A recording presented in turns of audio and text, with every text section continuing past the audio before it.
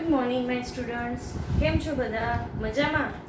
Okay, આજ આપણે અત્યાર સુધી જે પાઠમાં જોયું, ચોથો પાઠ બરાબર, કાર્બનવાળો, એની અંદર આપણે કેટલી વસ્તુ જોઈ એકવાર એની ઉપર આપણે નજર કરી લઈએ. બરાબર, કઈ કઈ વસ્તુ જોઈ? તો કે કાર્બન એટલે શું?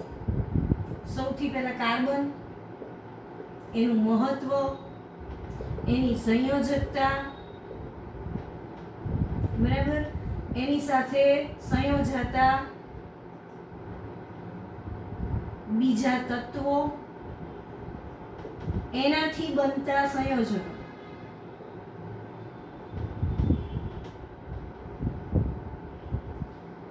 હાઇડ્રોજન સાથે જોડાઈ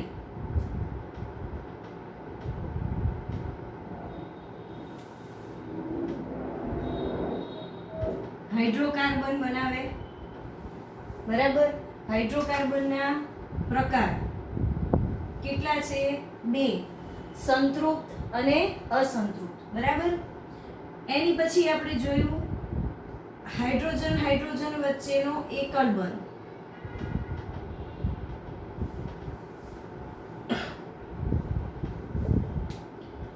ઓક્સિજન અને ઓક્સિજન વચ્ચેનો દ્વિબંધ જોયો આપણે.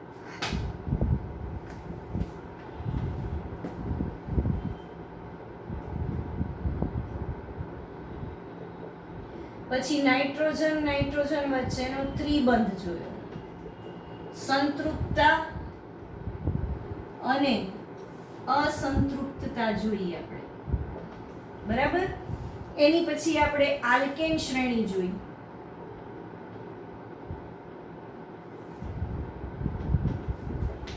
અને તેના સભ્યો, એનું અણુસૂત્ર, એના નામ, એનું બંધારણીય સૂત્ર અને ઇલેક્ટ્રોન બિંદુ રચના દોરતા આપણે શીખી. બરાબર, ઇલેક્ટ્રોન બિંદુ રચના દોરતા આપણે શીખી. ઓકે, તો આટલી વસ્તુ આપણે શીખી. એની પછી આપણે આલ્કેનના ગુણધર્મો શીખ્યા અને આલ્કીન શ્રેણીના ગુણધર્મો શીખ્યા. બરાબર, હવે આપણે આલ્કીન શ્રેણીના સભ્યોના નામ જોવાના છે.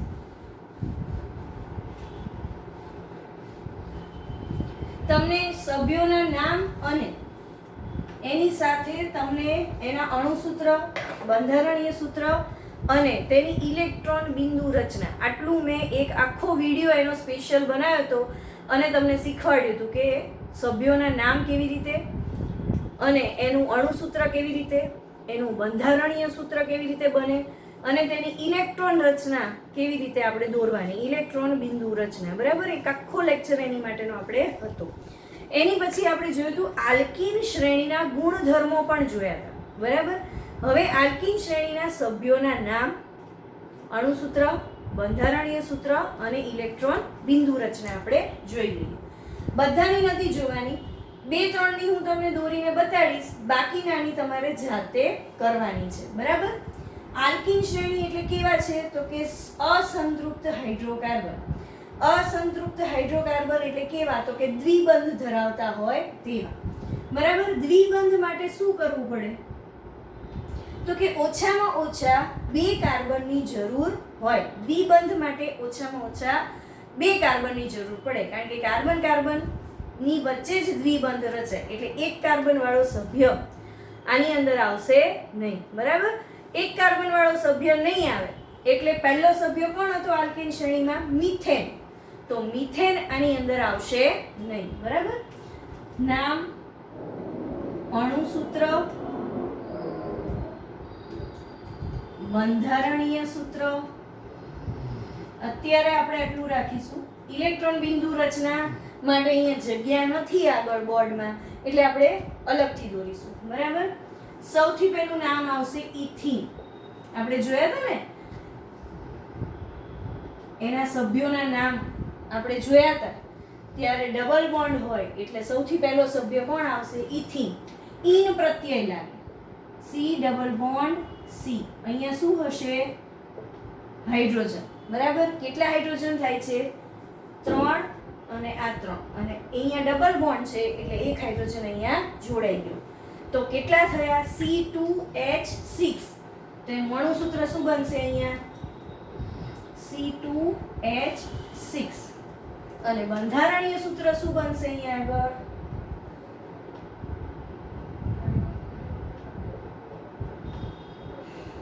Hydrogen hydrogen hydrogen hydrogen. કઈ શ્રેણી છે? આલ્કીન.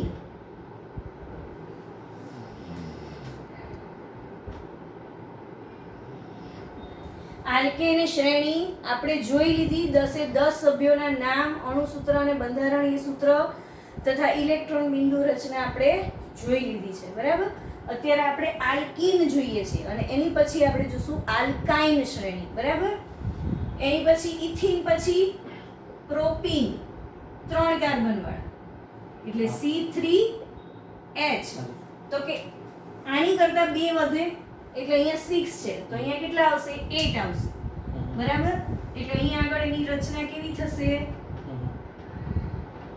કોઈ પણ 2 કાર્બનની વચ્ચે ડબલ બોન્ડ આવે એટલે અહીંયા પણ તમે મૂકી શકો અને અહીંયા પણ મૂકી શકો છો. બરાબર. અહીંયા આપણે મૂકીએ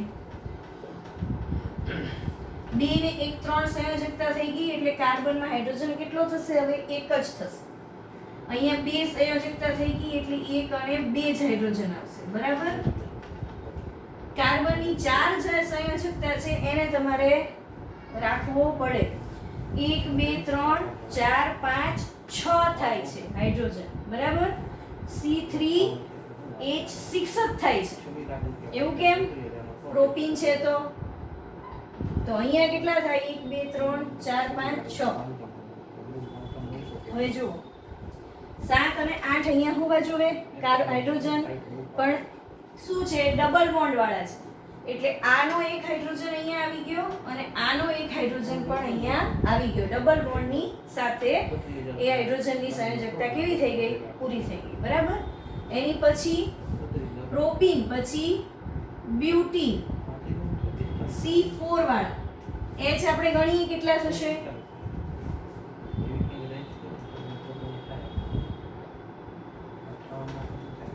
1 2 3 4.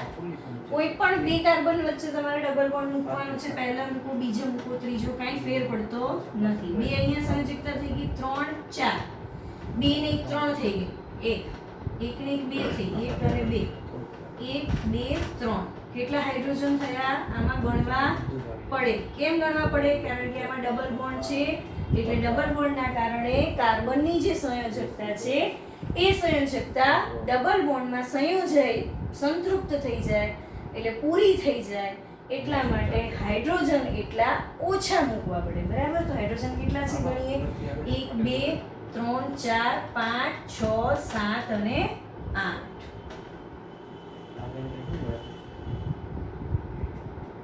સમજાય છે? બ્યુટીન થયું આ. બરાબર. 4 કાર્બન વાળું. 2 કાર્બન થી 3 કાર્બન, 4 કાર્બન.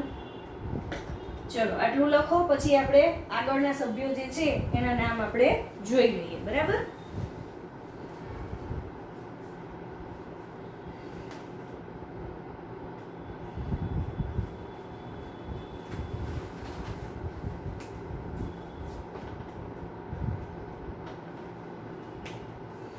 હવે આગળ જોઈ લઈએ.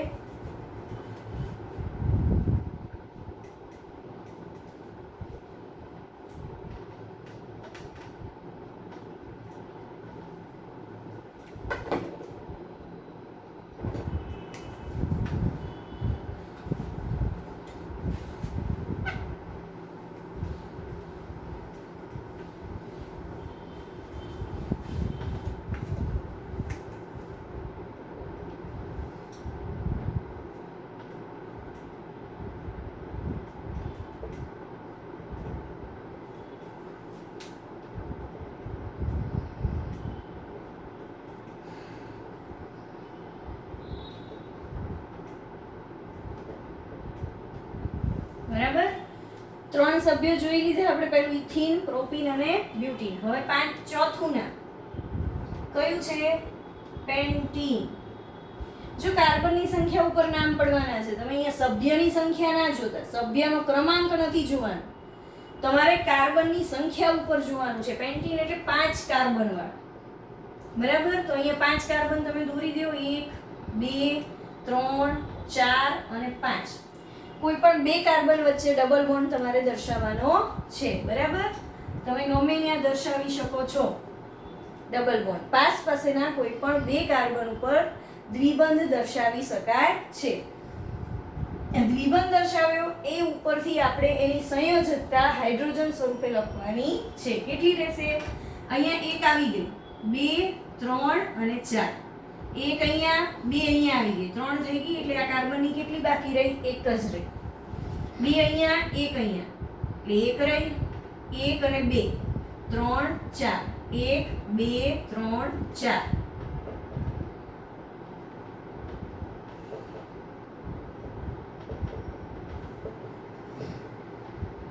ચલો 5 કાર્બન હાઇડ્રોજન ગણવાના છે. ચલો ગણો તો હાઇડ્રોજન કેટલા થાય છે? 1 2 3 4 5 6 7 8 9 અને 10.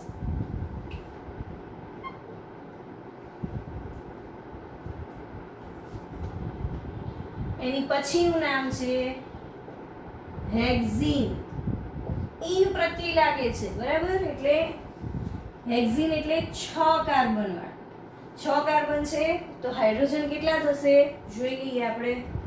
1 2 3 4 5 6. કોઈ પણ બે કાર્બન વચ્ચે ડબલ બોન્ડ તમારે મૂકવાનો છે. કોઈ પણ બે કાર્બન વચ્ચે. બરાબર.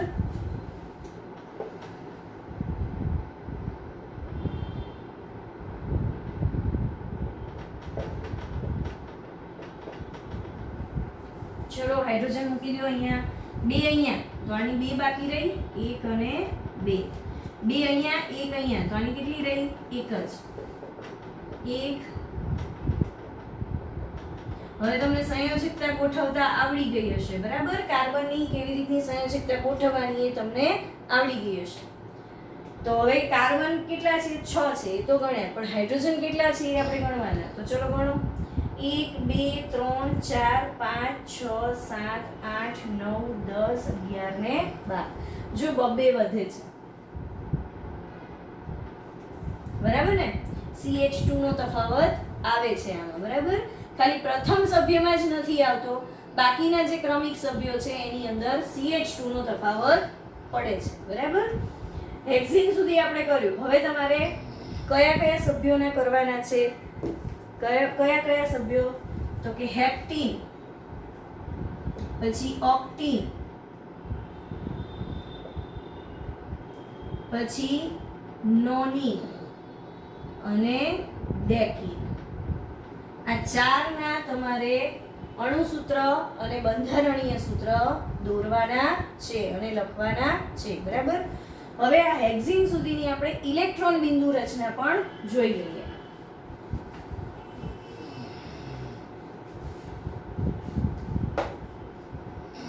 સાથે સાથે લખશો તો જ ફેર પડશે, બાકી ઊભા રહેવાથી શું થશે? ટાઈમ વેસ્ટ થશે. બરાબર.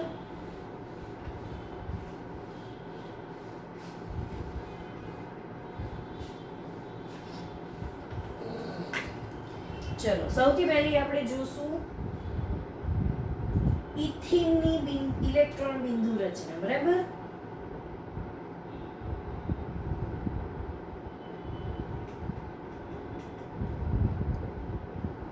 ઇથિન એટલે ડબલ બોન્ડ સી આવું આવે છે. બરાબર.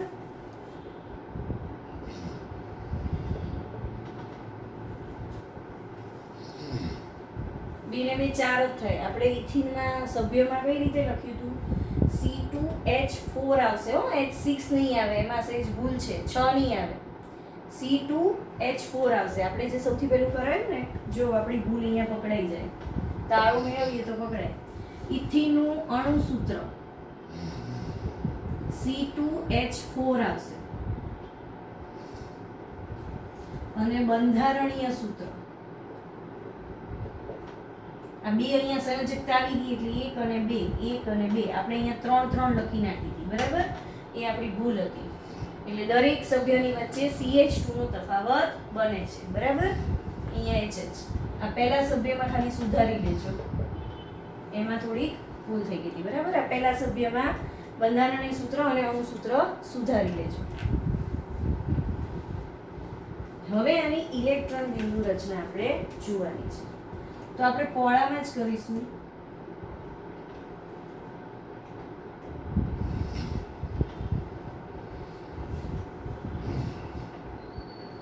કેમ આમ બે ચોકડી મારી? કારણ કે ડબલ બોન્ડ છે એટલા માટે. બરાબર? એટલે આની કેટલી ચોકડી આવશે? 2 અહીંયા આવી ગઈ, આ 3 નીચે મૂકો તો નીચે 4. બરાબર? હવે હાઇડ્રોજન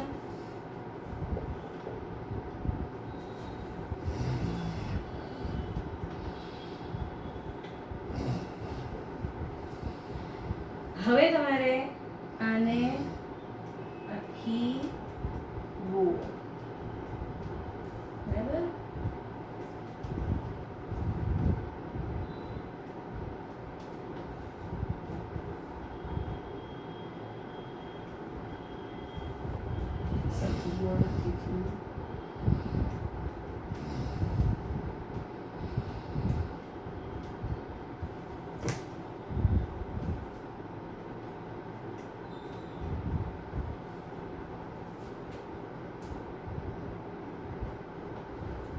બંને સી ના ડબલ બોન્ડ વાળી ઇલેક્ટ્રોન બિંદુ રચના આવી ગઈ. બરાબર? હવે હાઇડ્રોજન વાળી બિંદુ રચના જુઓ.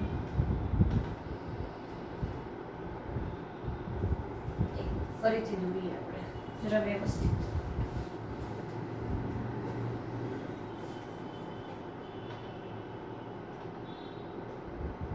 આમ છૂટી દોરીએ ને તો થોડુંક આપણને વ્યવસ્થિતતા બતાય. ગૂંચડામાં આપણાથી જ ભૂલ પડી જાય છે. બરાબર? એટલે ગૂંચડો નહીં કરવાનો ક્યારેય.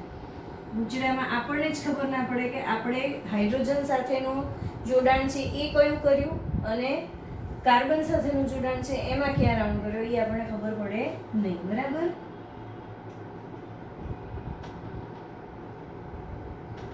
આ કાર્બનની એક ચોકડી, અહીંયા હાઇડ્રોજન, અહીંયા એક ચોકડી, અહીંયા હાઇડ્રોજન. બરાબર?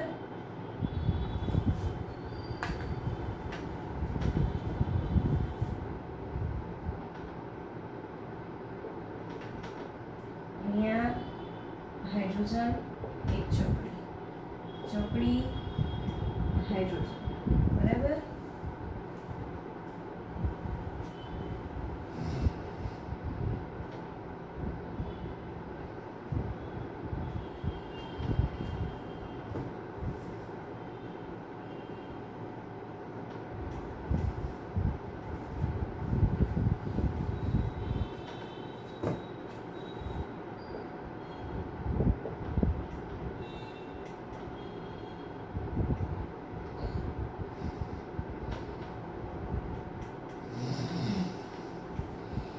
હાઇડ્રોજન વાળું જે છે એ બહાર રહેશે. બરાબર? પછી એનો રાઉન્ડ આપણે કરવાનો છે.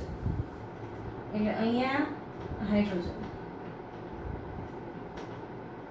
અહીંયા હાઇડ્રોજન, અહીંયા એક ચોકડી, અહીંયા ચોકડી. બરાબર? હવે આને તમારે આમ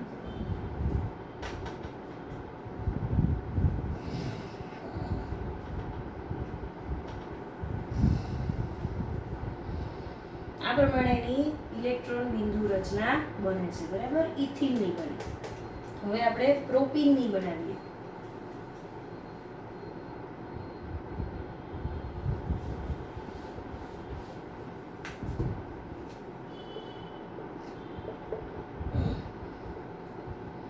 કેટલા કાર્બન છે? 1, 2 અને 3. 2 વચ્ચે ડબલ બોન્ડ એટલે સૌથી પહેલા તો આને આપણે લઈ લઈએ.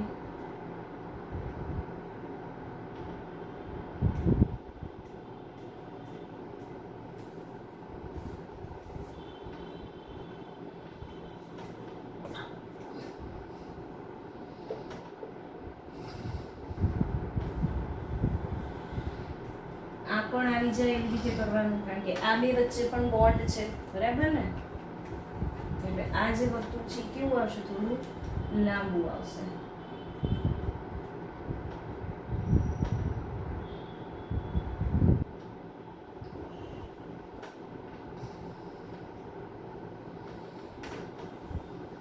ત્રણેય કાર્બનના બની ગયા. હવે હાઇડ્રોજન.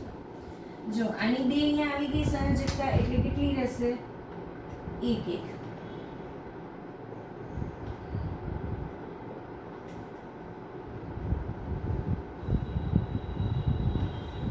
આની 2 અને 1 અહીંયા આવી ગઈ એટલે 3 થઈ એટલે એની કેટલી રહેશે? તમે ઉપર પણ દોરી શકો, કાંઈ વાંધો નથી, અને નીચે પણ દોરી શકો, બે સરખું જ છે બરાબર. સી જરા વ્યવસ્થિત દેખાવો જોઈએ. હવે 2 અહીંયા આવી, આની કેટલી રહેશે? 2.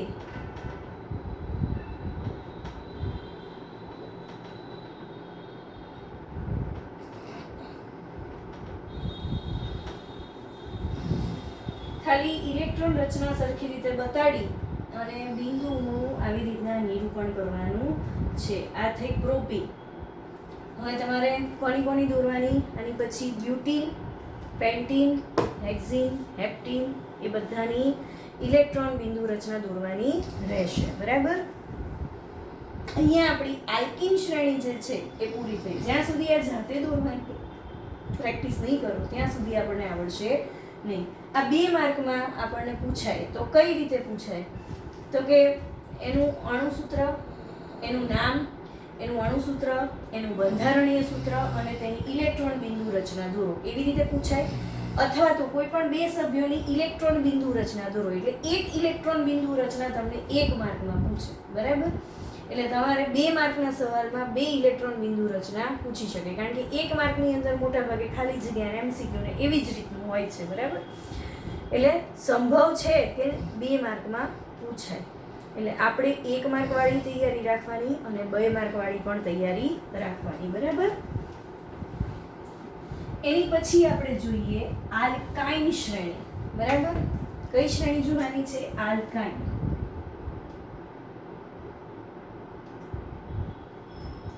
તો એના ગુણધર્મો આપણે જોઈ જઈએ બરાબર.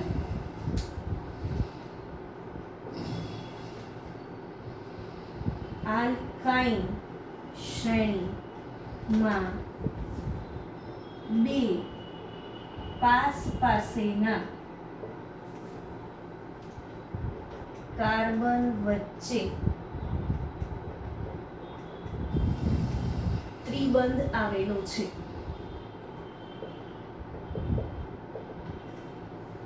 શું છે? આલ્કાઇન શ્રેણીમાં 2 પાસેના કાર્બન વચ્ચે ત્રિબંધ આવેલો છે એટલે કેવું થશે?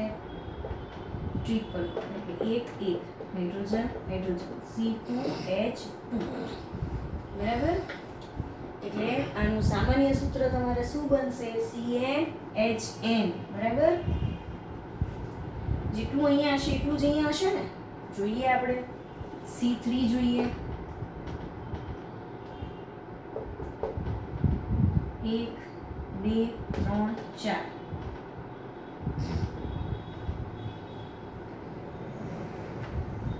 ટ્રિપલ બોન્ડ અહીંયા આવી ગયા. 1 એની સંયોજકતા અહીંયા રહી એટલે 1 હાઇડ્રોજન અહીંયા. આ 3 હાઇડ્રોજનની સંયોજકતા પૂરી થઈ ગઈ અહીંયા 1 એટલે આ C ઉપર કોઈ કાર્બન આવશે નહીં. આ C ઉપર 3 હાઇડ્રોજન આવશે એટલે 3 અને 1 4 હાઇડ્રોજન બને. તો C3 ની અંદર 4 હાઇડ્રોજન બને છે C3H4. તો આની તમે સામાન્ય સૂત્ર છે એ કેવી રીતે લખશો?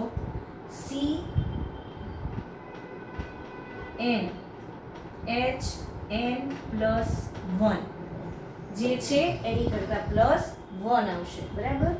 જો તો થઈ જાય છે C3 તો 3n = 3 તો h = 3 + 1 4 થઈ ગયો બરાબર. તો આનું સામાન્ય સૂત્ર આ પ્રમાણે આવશે.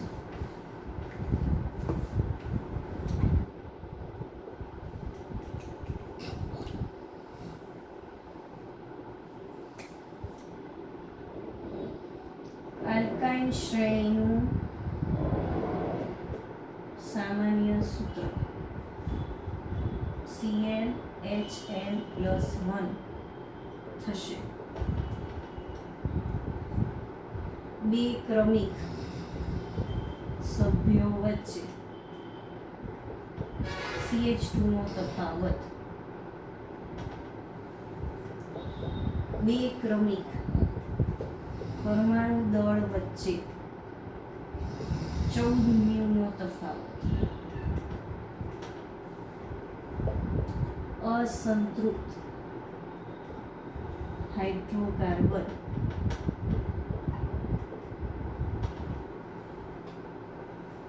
અસંતૃપ્ત હાઇડ્રોકાર્બન છે, ખાસ યાદ રાખવાનું. ટ્રિપલ બોન્ડ સૌથી નબળા છે કારણ કે એને તોડી અને ત્યાં બીજો ક્રિયાશીલ સમૂહ આપણે લગાડી શકીશું એટલા માટે. બરાબર.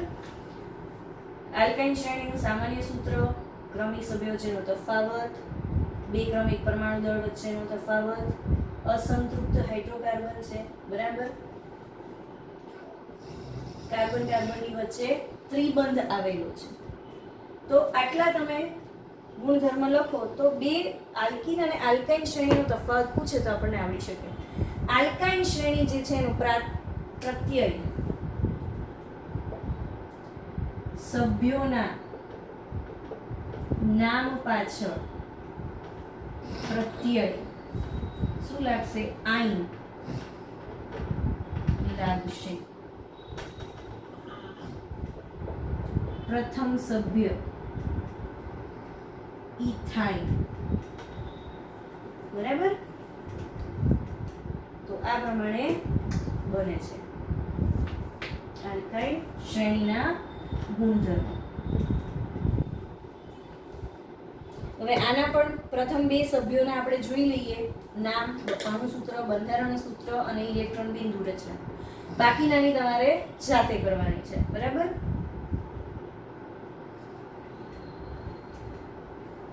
લખી લો આટલું ફટાફટ.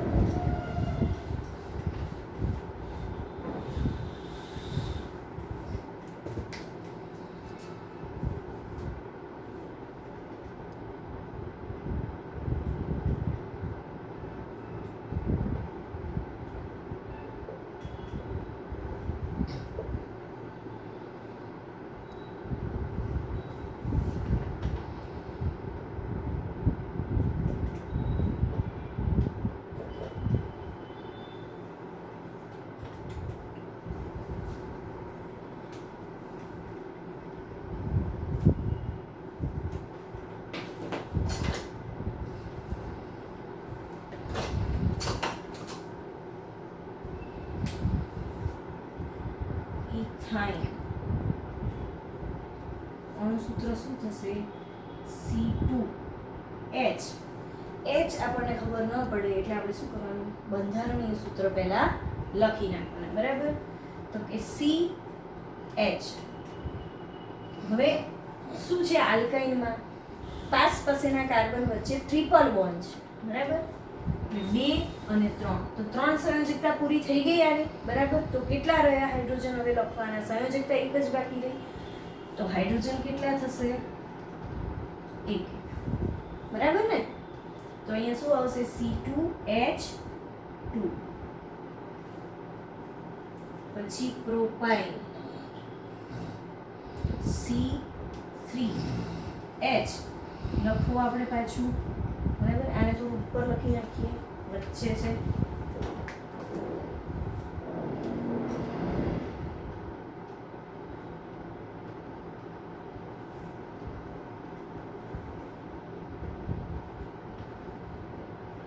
કોઈ પણ બે કાર્બન વચ્ચે પાસેના કોઈ પણ બે કાર્બન વચ્ચે ટ્રિપલ બોન્ડ. આનો ટ્રિપલ બોન્ડ અને આ એક 4 સંયોજકતા આની પૂરી થઈ ગઈ. અહીંયા 3 છે એટલે 1, અહીંયા 1 છે એટલે 1 2 3. કેટલા હાઇડ્રોજન થયા? 3 ને 1 4.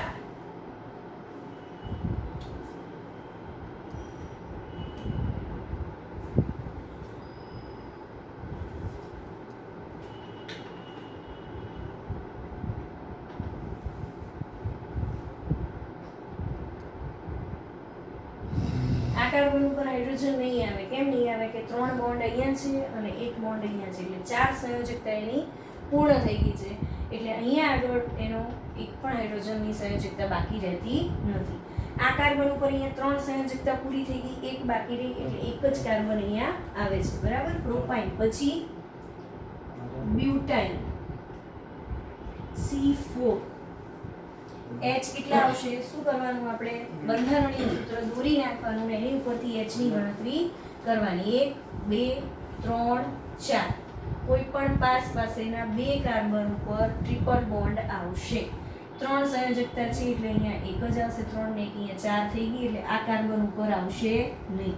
1 અને 1 2 એટલે અહીંયા બે હાઇડ્રોજનની જગ્યા ખાલી છે. અહીંયા 3 હાઇડ્રોજનની જગ્યા ખાલી છે. કેટલા હાઇડ્રોજન થયા? ગણીએ. 1 2 3 4 5 અને 6. બરાબર? તો આ બ્યુટાઇન થઈ ગયું. એની પછી જોઈએ પેન્ટાઇન.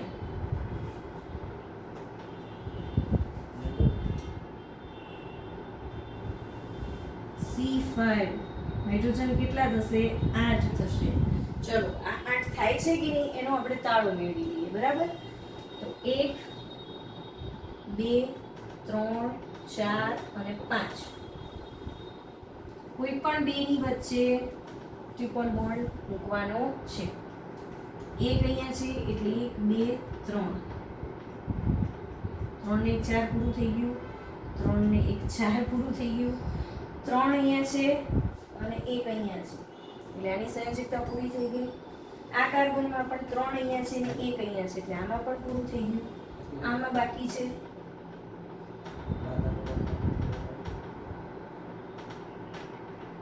બરાબર? હવે હાઇડ્રોજન ગણી લો. 3 4 5 6 7 8 થઈ ગયા 8. જો તાળું મેળવતા આવડે તો આપણને એકમાં પણ ભૂલ પડે નહીં. બરાબર? આ 2 માર્કના સવાલો છે, આપણને આવડવા જરૂરી છે. જો બધું જ તમને પૂછે તો 3 માર્કમાં પૂછી લે છે. બરાબર? તમને એમ કે ઇથાઇન, પ્રોપાઇન અને બ્યુટાઇન ત્રણેયના અણુસૂત્ર, બંધારણીય સૂત્ર અને ઇલેક્ટ્રોન બિંદુ રચના દોરીને જણાવો. તો 3 માર્કમાં એ આખો સવાલ તમારે આવી જાય. એટલે આપણને 1 માર્કમાં પૂછે તો ફક્ત આટલું પૂછે, 2 માર્કમાં પૂછે તો ઇલેક્ટ્રોન બિંદુ રચના સાથે પૂછે, 3 માર્કમાં પૂછે તો બધું જ પૂછે. એટલે આ સવાલ એવા છે કે જે આપણને 2 3 અને 4 ત્રણેય માર્કની અંદર આપણને પૂછાઈ શકે છે. બરાબર? પેન્ટાઇન સુધીમાં લખ્યું. હવે તમારે હેક્સાઇન. બરાબર? એનું નામ તમને લખી દઉં છું.